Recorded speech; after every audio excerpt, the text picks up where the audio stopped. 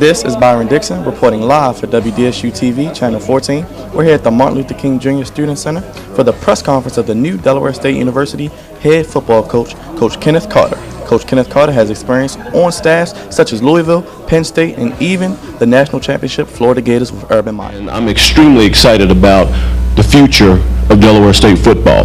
But really, this is not about me. We call this going up and getting the ball at its highest point. You talk about ball skills, you talk about athleticism. Milt Williams does it all.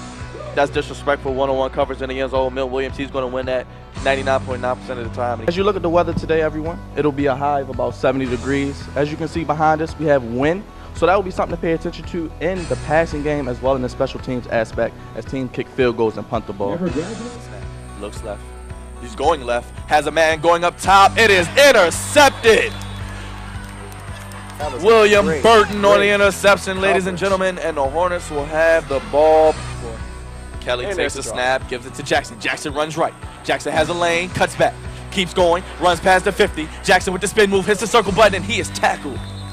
Milt Williams has been a pleasant surprise in the passing game, putting up big numbers and leading in a lot of categories in the MEAC. As we move forward on the injury front, both teams are predominantly healthy, and it will be few shifts on the offensive line, the young offensive line, which will be something to look forward to.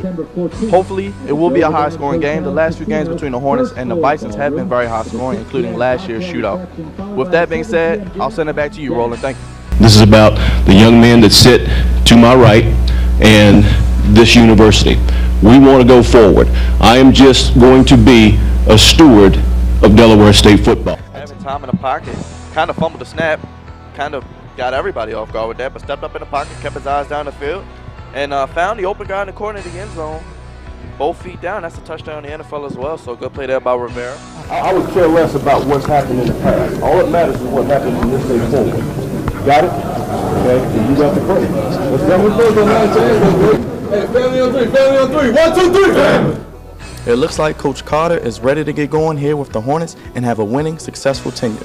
For WDSU TV Channel 14, I'm Byron Dixon. Good evening, fans. How are you? My name is Paul Newman, Delaware State basketball.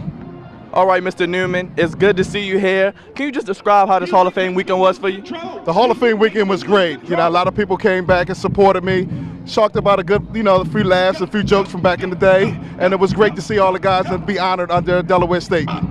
Being a Delaware State University graduate, what do you think about the changes that have happened on this campus so far? Well, I was here back in the 80s, so definitely it's a big change. And I think it's growth in the college and the university. Of course, it was Delaware State College, now it's university, so that's a plus for me. Quick question about athletics. What do you think about our football as well as our basketball teams this upcoming season? Well, the football team looks strong, doesn't follow them as much, but as the basketball team, Coach Jackson is doing a great job. The team should be a good powerhouse, and as an alumni of basketball, I look forward to coming back and supporting them. What's next for you, Mr. Newman? I'm sure everybody would like to know. Well, me back in Philadelphia, I'm just looking to help out young kids, teach them the game of basketball the way it is, and just move forward that way, because that's what it all is about right now, giving back. Thank you for your time, Mr. Newman. We're back. Get ready for the second half with Roland coming up next. Thank you. Welcome to Sideline Story. I'm your host, Byron Dixon. Today I'm joined with a very special guest. I have Tyshawn Bell, who's a standout player for the Delaware State University men's basketball team.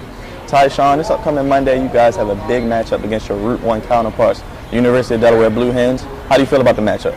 I feel good about this matchup. I mean, we went in there in their gym last year, beat them, and now they got to come to Memorial Hall, and then we're going to do it again. As I looked at the Blue Hens lineup, they're very guard-oriented.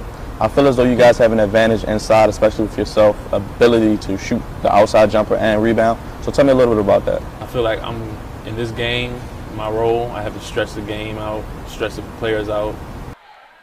Bell off the screen. It is good. It is a two-pointer. Foot was on the line. Tyshawn Bell. Inside, Kendall Gray will do his part too as well. Also as Casey Walker. Thomas has the ball.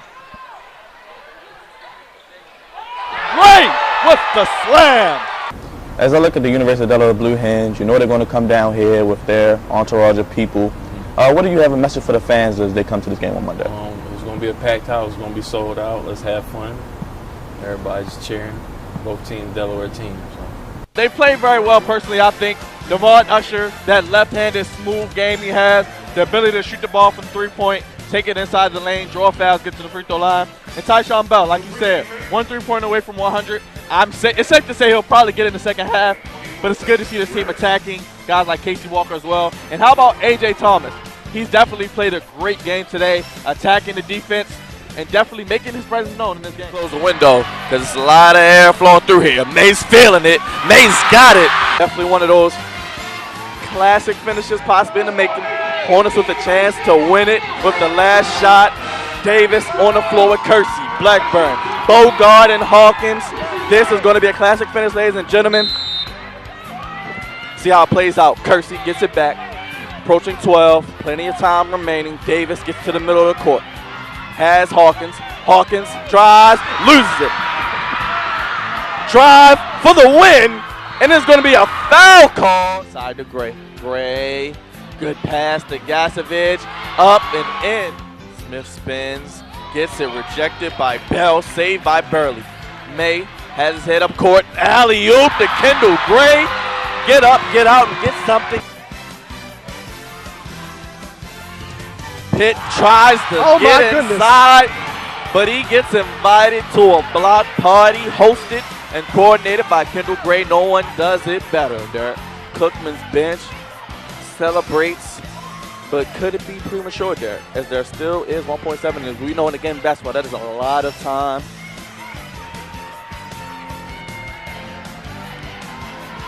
Cooper's second free throw. It is good.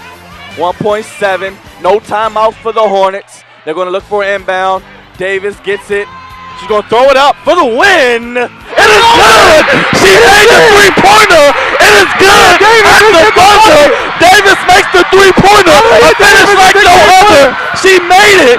It is good. And I believe it'll count. And the Hornets win. The Hornets will win. They have to get off the court. It's like they win. They'll talk it over. But dude, Cookman is livid. They need to get the people off of the court. They have to get the people off the court. Derek.